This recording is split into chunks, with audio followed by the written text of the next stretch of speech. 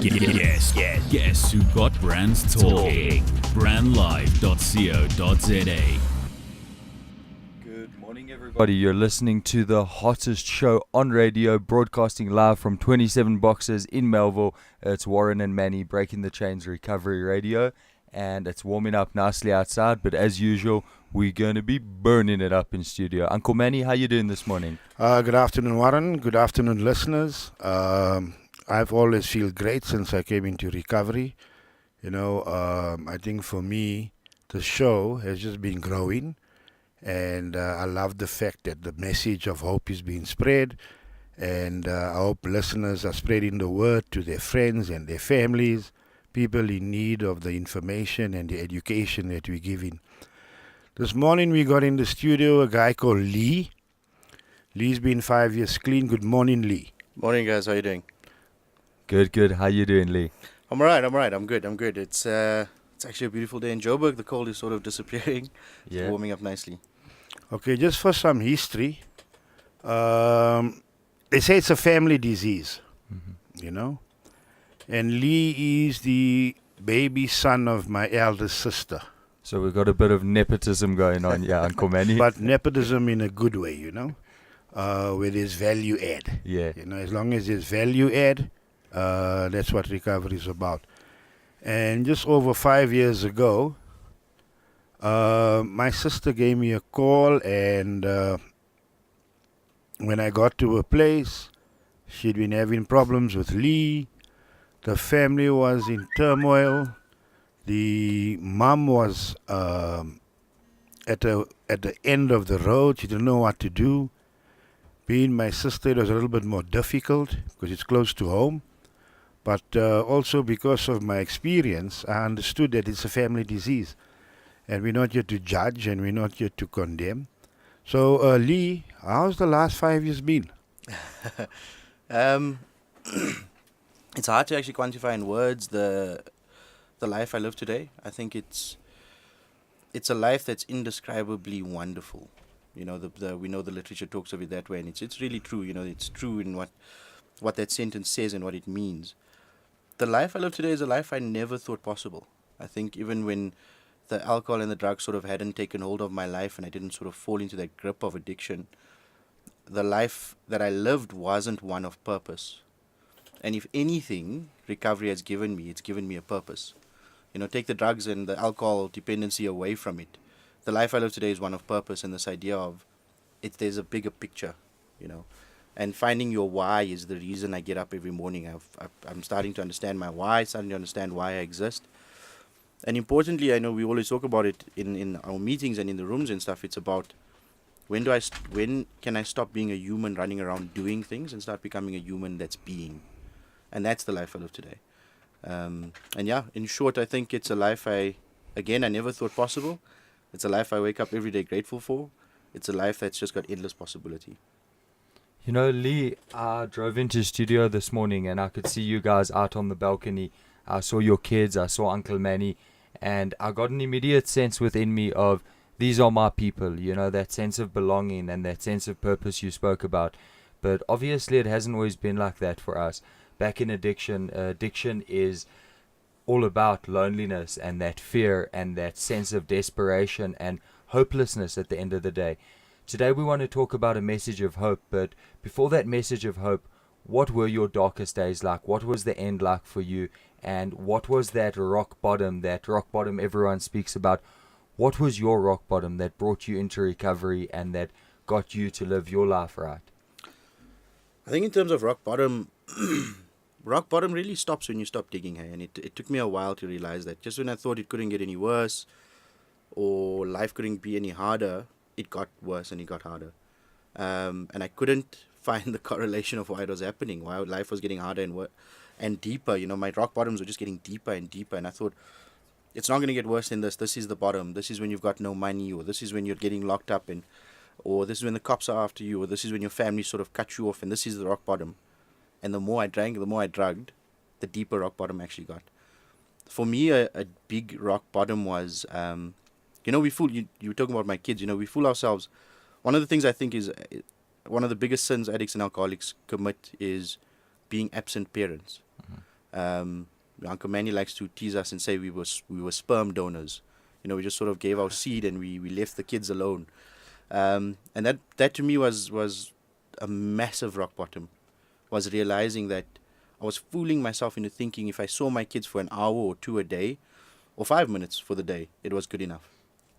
Because my life was really just about the getting, the using of more drugs and alcohol, and nothing else mattered. And rock bottom for me, when I walked in, the rock bottom that made me realize it was an intervention, as a lot of us know what an intervention is. And my family, Manny was there, and my family literally saying, if you don't try and sort your life out, we're going to get a restraining order against you, so you'll never see your kids again.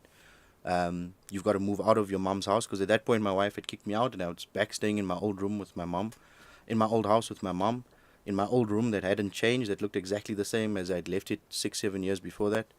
And sitting there and realizing that you've got nothing, the people you love the most are so tired of you now that they are actually at their wits' end and they don't know what to do, so they're saying it's better you're dead. In fact, those were my brother's words. If you're dead, it would be better because at least we have somewhere to visit you. We can visit your grave and mom can sleep peacefully at night, and your kids can grow up without I don't want to swear, but without a terrible father ruining not just his life but their lives as well. And that realization was my rock bottom. Okay, I stand at an advantage here because when I got married, Leigh was just coming off Kimbies, and to be part of the retinue, his mom said to him, he can't be part of the retinue unless he gets rid of the Kimbies. So that's how long I know you, Leigh. Yeah. And obviously I had my own shenanigans with my addiction, and I really caused havoc and brought pain and shame on the very people that I was supposed to be loving, Yeah. And because I work in the industry of recovery, Leigh's name had come up a few times from patients and stuff, and saying to me, you're helping us, why don't you go and talk to your nephew, And every time I spoke to Leigh, he'd tell me, no, he's just smoking weed, he's drinking, he's having a couple of shots, he's cooling off, he's okay. But I'll never forget the day when we did this intervention for Leigh, And the priest was there, his wife, my wife, the sister, my sister, and his two brothers and their partners, And one of the words that rang home, because it been said to me, is, you a leech, And I think for many families, we go through this addiction where the addict doesn't really lose. What he loses and what he sells and what he wastes is normally other people's stuff. And I don't think Leigh was any different. But I have to also give him something in his credit. From the day he made up your mind, you work this program and you've become a true soldier of breaking the chains. Thank you. And I salute you for that. I remember thinking, he's my nephew, and I can't treat him as my nephew. I had to treat him as an addict. So I'm sitting in the studio and I'm looking at his twins. He's got a set of twin boys, horrible and terrible. And then he's got an elder son that's older than them. And these kids were lost. And today they have a dad that I admire, because I see he's doing what I couldn't do. When I recovered, my kids were 6 and 12 years old. How is your family relationship with your wife and your kids improved, or? There's no comparison. I think let's look at my wife and I first. When I walked out of rehab, I had no option, and I had no options. I had nowhere to go. I had no job. I had a bank account. I think it was in debit of like $1,000 for bank charges or whatever. I owed hundreds of thousands of rands in debt, personal loans and credit cards and stuff. And I had nowhere to go. And, breaking the chains was the only place after I had come out of another rehab that Uncle Manny opened his doors for me, and I went there. And I remember that first week pushing to try and get back home to my mom's place. So I could see my kids and see my wife, and Uncle Manny said, just don't worry, everything will be okay. It will work itself out. And I thought to myself, what does this all torpedo? He doesn't know my situation, not realizing that he actually had been in the situation as well. My wife and I today, we were actually going through a divorce at that point. I got served divorce papers, we appeared in court, and it took her a while. I think of all the years of lying and manipulating and conning had made her more wise than I was. And she said, she sort of said to herself, let's see if this guy is serious, and let's see if this guy is committed to making a change that he's promising. And it took 13 months. In fact, it was at my brother's wedding, which she had been invited to as well.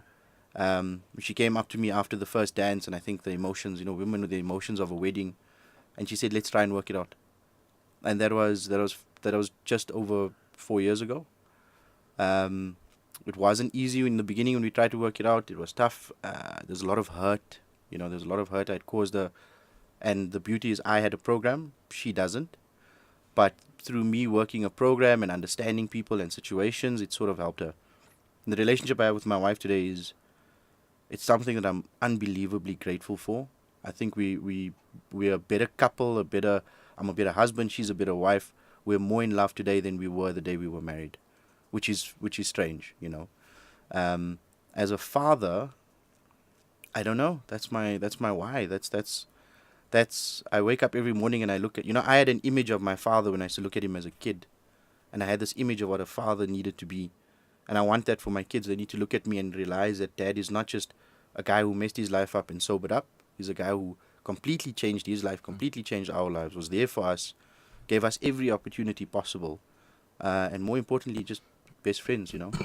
My kids and I, they're young, but we've got a great relationship. We play around, we play PlayStation, we play soccer.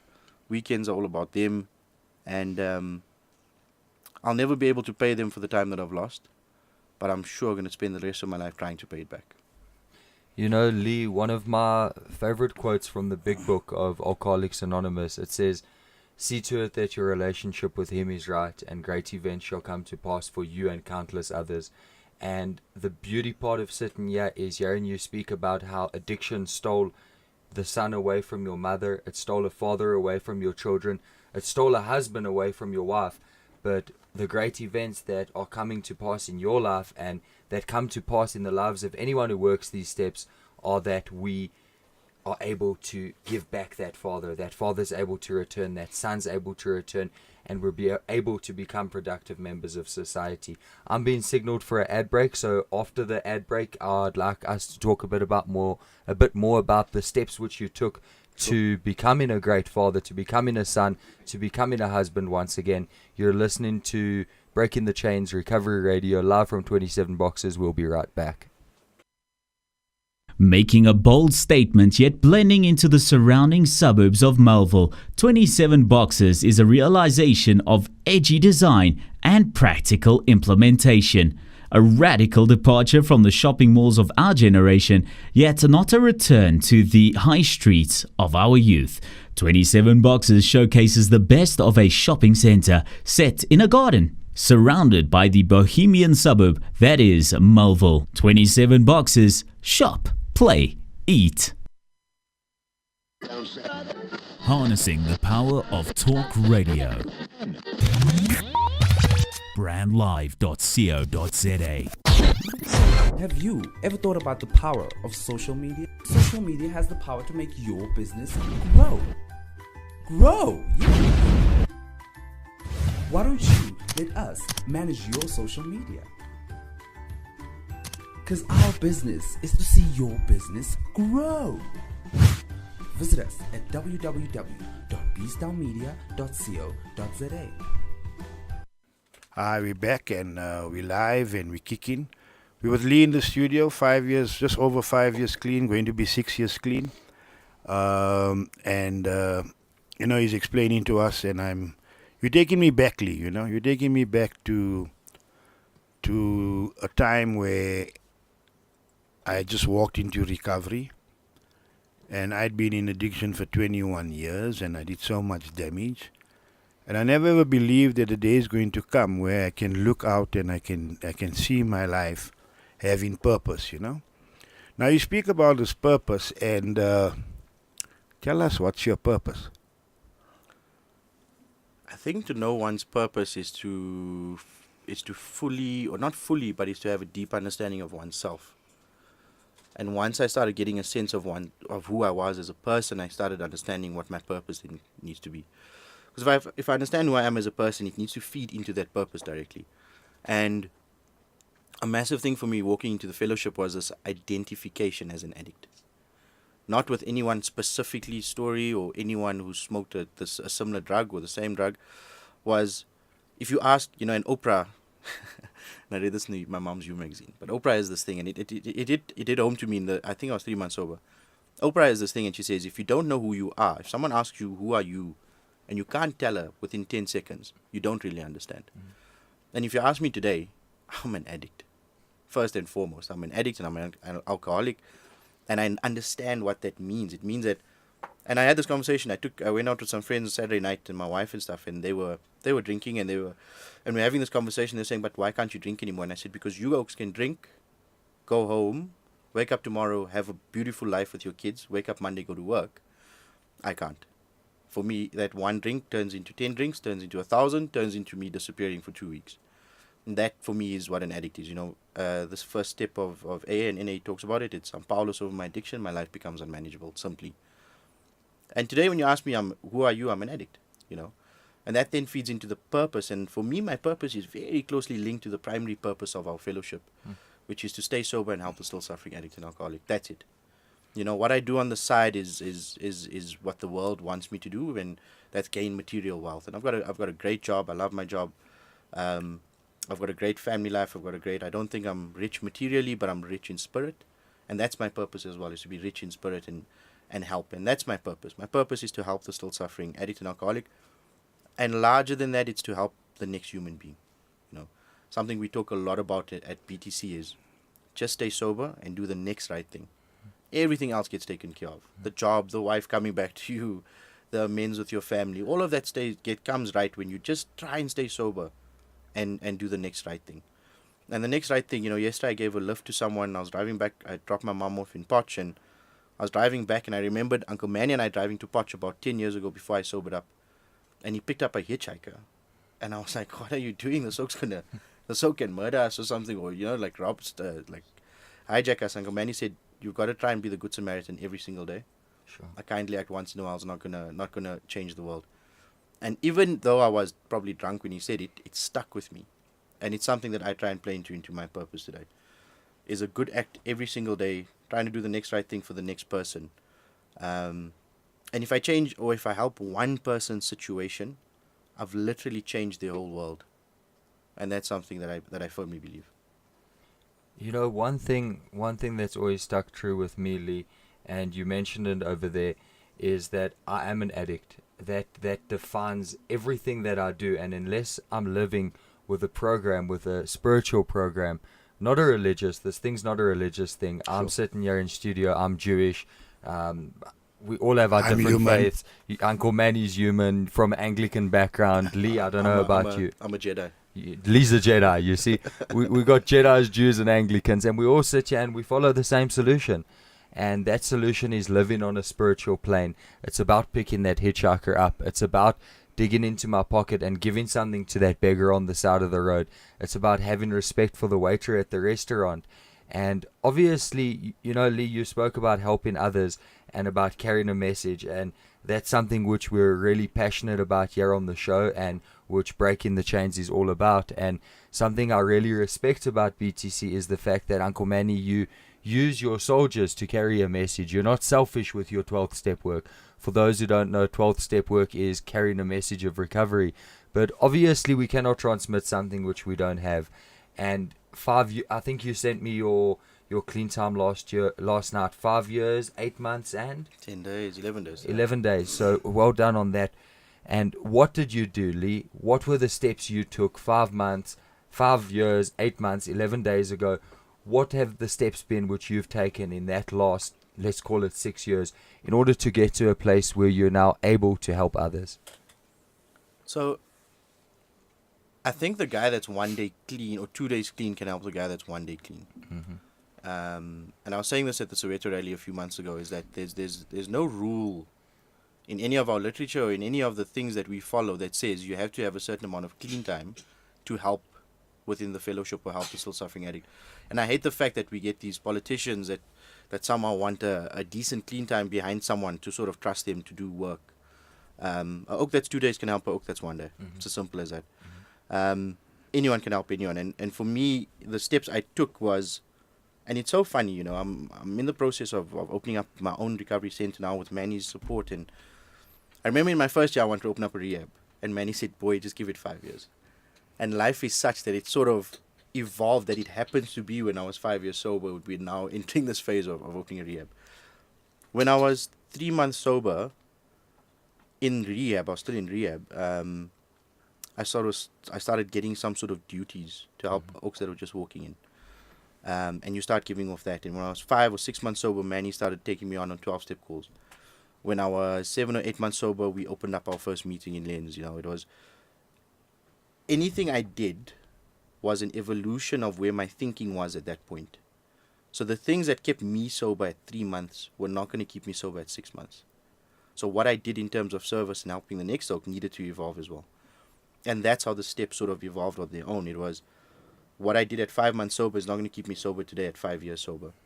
And the evolution is, I mean, at 9 months I opened up a meeting.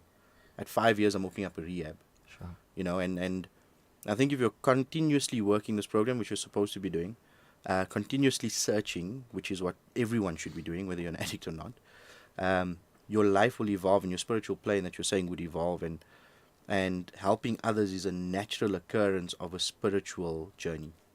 So it's kind of like God just takes care of the rest. God's Do the taking next care of right the thing. rest. I'm just doing the next right thing. And opportunities present itself. I mean, I didn't want to open up a meeting at 8 months. It wasn't on my plan. The opportunity came and I did it. Starting to do 12-step calls. I never thought I was the oak that would go to someone's house and speak to their husband about their addiction. And Mannie started tagging me along, and suddenly I became that oak, you know. And it started, and literally, and I'll say this, it started off by getting the meeting room ready, putting out the chairs, putting out the teacups, and then that's how it worked. So. You know, in the big book, there's a chapter, Vision for You, you know. And as much as I read the book often, I always find myself reading that particular chapter, you know. Because when I came into recovery, I had no vision at all.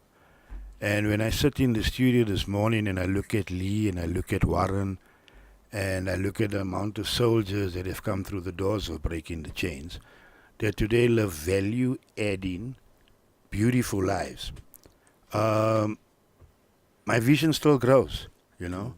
I was sitting the other day and I was thinking, we need a school for kids with a substance abuse problem. A place where parents can send their kids to get both a balanced education as well as to find the design for living that the program gives us. And again, if we stop the problem at 13 or 14, I don't need to deal with Leigh at 30 and Warren at 28, 26, you know. So I think for me, the part of the show, the reason I want to get involved in our communities and get the message out there, if you look at the crime statistics, I firmly believe that if you drop the drug usage, you drop the crime by at least 50, maybe 60%. And that vision is lacking in society. People don't see the need to work with addicts, to help addicts. You know, Uncle Mannie, it's not just the crime. There's so many other social ills.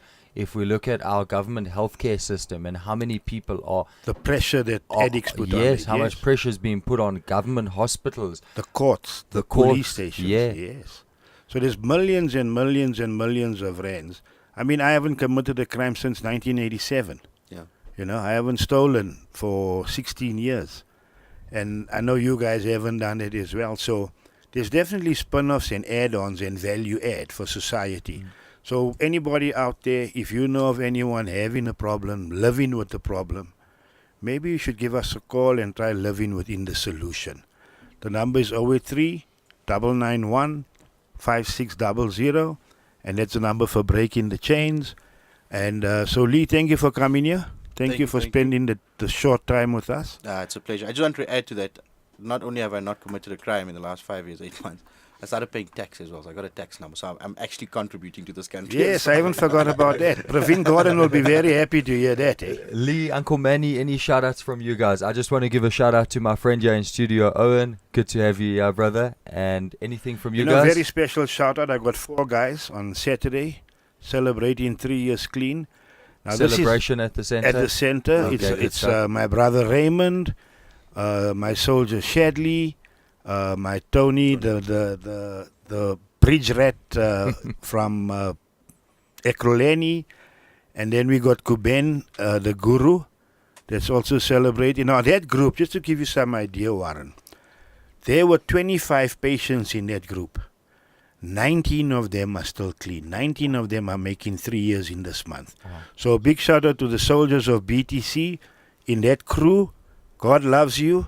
Never give up till the miracle happens, because your best days lie ahead. And I'm going to challenge any of our users to show me a success rate like that anywhere else. Call into the studio, numbers on our website, and let us know. I don't think we're going to get a call, boss.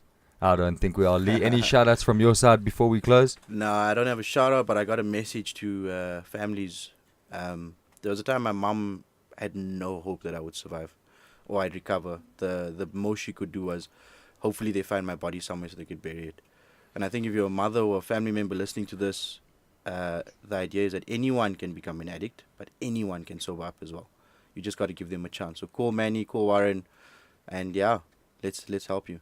Sure. You know, Leigh, breaks my heart because that was my mother. I heard those same words, and today I bring value to my mother's life. So my shout out, my second shout out is Mom, love you lots, and Uncle Manny, as I say every week, shot for saving my life, boss. No, it's been a pleasure. It's my duty. Every time I do it, I take out a little bit more insurance against me picking up a drink or a drug. It's a pleasure. And every time I carry the message, I pay back the debt to the man that carried the message to me. So for me, my life revolves around it. Breaking the Chains Recovery Radio. Wish you guys well. Wish you guys a speedy recovery if you're starting. Indeed. And if you haven't just started on drugs, don't even go there. And we'll see you next week. Same time, same place, 27 boxes, brandlive.co.za. Over and out. You're listening to brandlive.co.za.